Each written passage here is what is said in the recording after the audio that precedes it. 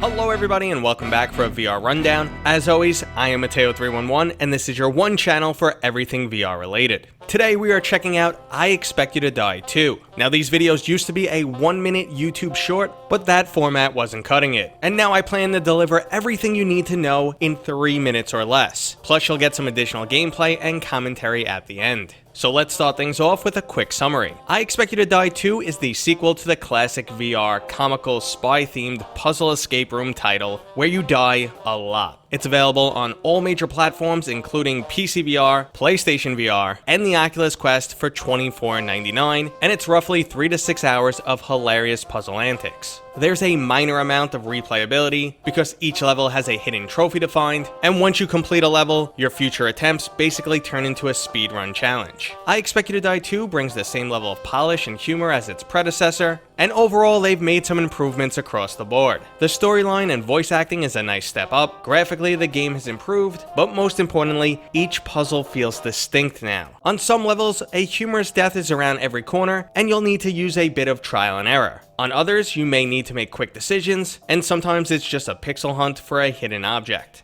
Overall, I actually enjoyed this game a lot more than the original, and honestly, you don't need to play the original to enjoy this. You'd only be missing out on some minor story elements, but the original is so good you should just play it anyway. So the next question is, do I recommend this game for you? As someone who doesn't typically enjoy puzzle games and gets frustrated easily, I was surprised with how much I enjoyed playing this title. I had some occasional moments of frustration when I just couldn't figure out what to do, but that made the eventual victory all the more satisfying. Overall, this game is an easy recommendation, except for VR action junkies and those with absolutely no patience. I Expect You to Die 2 is not going to get the blood flowing like your typical FPS, but it definitely has its moments, and even my limited patience level could handle this game. The game is also a great option for those who suffer from motion sickness, as this is a seated experience. So here's the verdict. I Expect You to Die 2 gets a VR review score of 8.4. It's fun, challenging, highly polished, and a step up from the original. Unfortunately though, there's very limited replay value, and it's not for those looking for action or become frustrated easily. Okay, so let's go ahead and jump into some gameplay so I can give you a feel of this title. Shell Games doesn't want us showing too much and spoiling the title, so there's no footage from the last 2 levels, and I'm only picking a few standout moments here. First up is the ridiculously good intro. I mean, come on, it's just an intro, why am I talking about it? It just sets the tone for the entire game, and it's awesome. I've watched it like 5 times, and Shell Games should make their own VR anime series. Honestly, don't skip it, watch the intro guys, it's really cool. So you'll be the spy and I'll be the liar.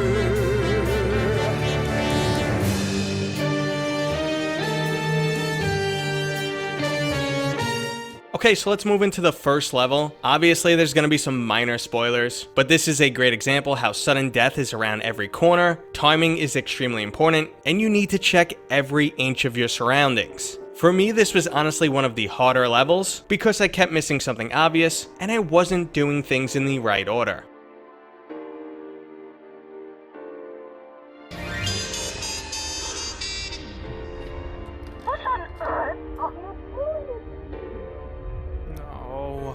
Now the airplane level is filled with some hilarious trial and error. It's your classic spy booby traps, exploding cigars, and at one point it even felt like playing Keep Talking and Nobody Explodes. It's also a great example of the game's sense of humor, because on this level, there's literally a menu of ways to die.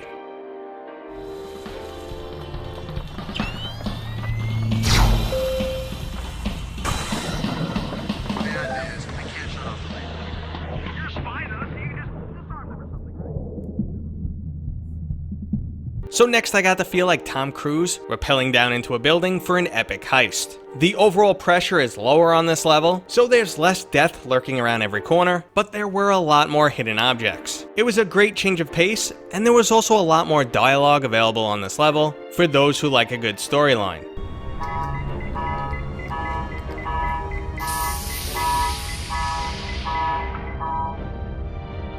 And finally, we get to play Butler, but you're not just any Butler, you're like Alfred from Batman. You have access to a super high-tech security system. It is of course booby trapped though. Now this was a level that stumped me for a little bit, but that's okay because this level had a little bit of everything. Okay everybody, that was today's new VR roundup. I hope you enjoyed the new format. Please let me know down in the comments. I definitely enjoy making reviews, and I'm trying to figure out the best format for my audience. So if you did end up enjoying this video, don't forget to give it a thumbs up. If you're new here, please consider subscribing. And as always, I will see you guys on next time.